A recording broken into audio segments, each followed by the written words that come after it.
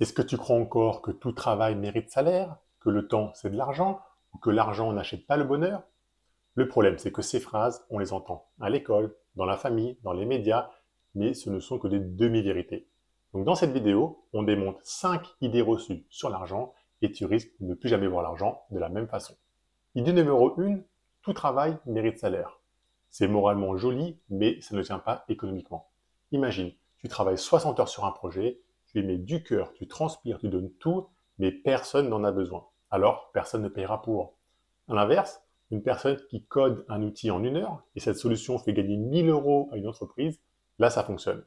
Ce n'est donc pas l'effort qu'on paye, c'est la valeur. C'est pour ça qu'un développeur peut être payé 500 euros par jour et qu'un caissier à 35 heures par semaine va toucher 1300 euros par mois.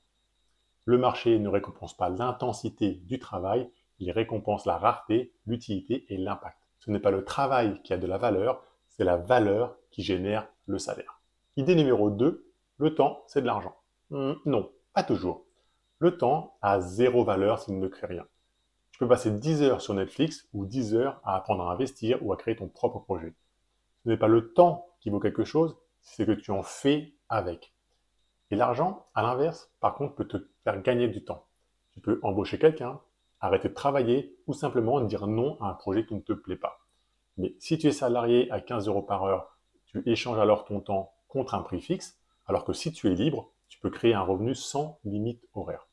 Le temps n'est pas précieux par nature, il le devient parce que tu choisis d'en faire. Idée numéro 3, l'argent ne fait pas le bonheur.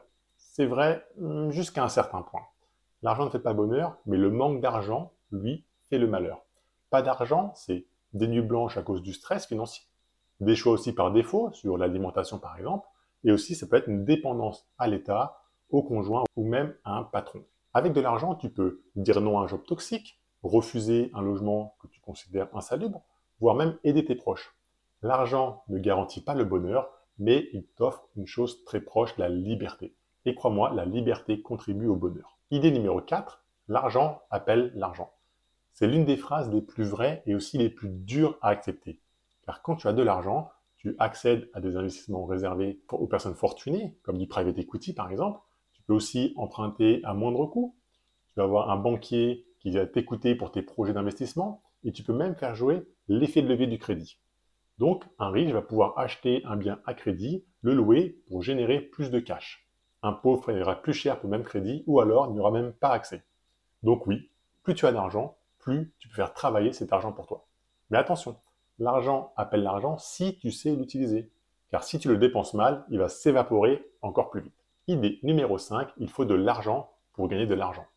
Pas au début, mais à un moment, oui. Tu peux créer de la valeur et de l'argent avec du temps, des compétences, du contenu, un ordinateur, voire même un téléphone portable. Mais si tu veux scaler, accélérer, investir ou automatiser, tu auras besoin de capital. Le capital n'est pas nécessaire pour commencer, mais il est indispensable pour grossir. Alors commence petit, mais pense déjà à créer ta première boule de neige. Alors, laquelle de ces phrases tu croyais encore vraie avant de regarder cette vidéo? Moi, c'était que tout travail mérite salaire.